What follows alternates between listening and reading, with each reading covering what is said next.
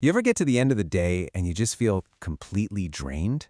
Like you've been scrolling for hours but can't remember a single thing you saw?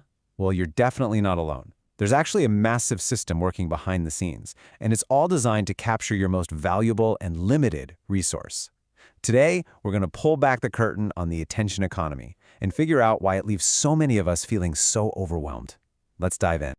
So it all starts with a feeling, right? It's this sense that you're always in a rush, with a mental to-do list that just never ever ends. It's this weird modern kind of stress that I think a lot of us have just started to accept as normal life. You know, there's actually a name for this feeling. It's called hurry sickness. It's that constant, nagging feeling in the back of your head that you're always falling behind, always racing against the clock to get to the next thing. It's like a sense of urgency that just refuses to switch off.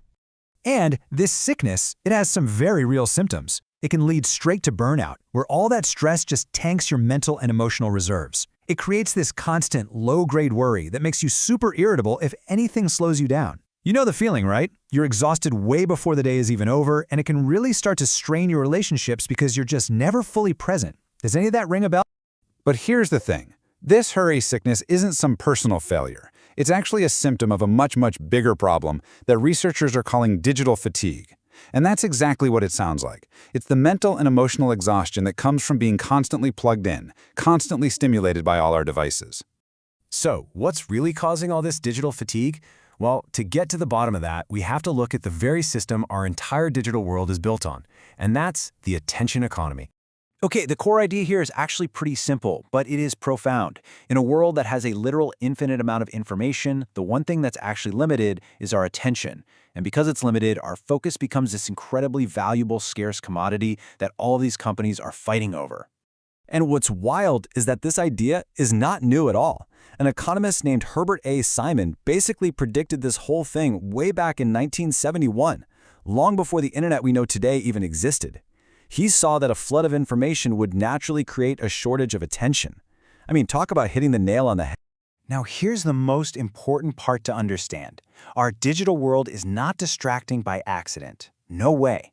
These platforms are meticulously engineered. They are designed to capture and hold on to your attention for as long as humanly possible. This is distraction by design. So how do they do it? Well, they tap directly into our brain's reward system, and they create something called a dopamine loop. It works like this. You see some new, interesting content, or you get a like. That's the trigger. Your brain then releases a tiny hit of dopamine, that pleasure chemical. That's your reward. And that reward feels good, so it makes you want to keep scrolling, keep checking to get another hit. It's a powerful cycle that is incredibly hard to break. And platforms have this whole toolkit of what we can call attention traps to keep us stuck in that loop. I mean, just think about it. The personalized feeds that know exactly what kind of content will grab you. The infinite scroll that literally never ends. Autoplay videos that just keep rolling. And of course, the constant buzz of notifications designed to pull you right back in the second you look away. All of this constant stimulation is fundamentally changing how we make decisions. You know, traditionally, we might try to be rational, weigh our options, find the best choice. But in the attention economy, our thinking gets all fragmented and impulsive. We're not looking for the best choice anymore. We're just looking for a good enough one. It's a concept called satisficing. It's like, instead of researching the best restaurant, you just scroll through an app and pick the first one that looks decent. The overload makes us just want to get the decision over with. Now, these platforms, they might feel free to use, but there is a very steep cost. It comes in the form of these unintended consequences, or what economists call negative externalities, that this whole system creates for every single one of us. This diagram from a study by SASR publishers lays out the chain reaction perfectly. Let's walk through it. It starts with this constant flood of digital stuff, the stimuli. That leads directly to cognitive overload. Our brains just can't keep up. That overload then causes the digital fatigue we've been talking about. And from there, you see the fallout, a drop in the quality of our decisions, our engagement, and even our ability to trust what we see online. And the data really paints a clear picture. That same global study found that as our digital fatigue goes up, the quality of our decisions goes down. Our trust in online platforms, that goes down too. But you know what goes up? Impulsive purchases. So basically, when our brains are tired, we make worse, more impulsive choices. And these costs just ripple out across society. The very design of these platforms has been linked to social media addiction and serious mental health issues. It's the engine of surveillance capitalism, where our personal data is the real product being bought and sold. And it creates the perfect breeding ground for disinformation, because shocking, false content grabs more attention, which means more profit. There's another cost here too, one that's maybe a little more subtle. This endless fight for engagement can end up sidelining marginalized voices. Some creators, for example, have talked about how their engagement plummets whenever they post about activism or social justice issues. It suggests that the algorithm might favor content that's less challenging, which makes it harder for important messages to get out. Okay, so faced with this massive, overwhelming system, what can we actually do? It can feel a little hopeless, but the good news is we aren't powerless. There are real, concrete steps we can take, both individually and together, to start reclaiming our focus.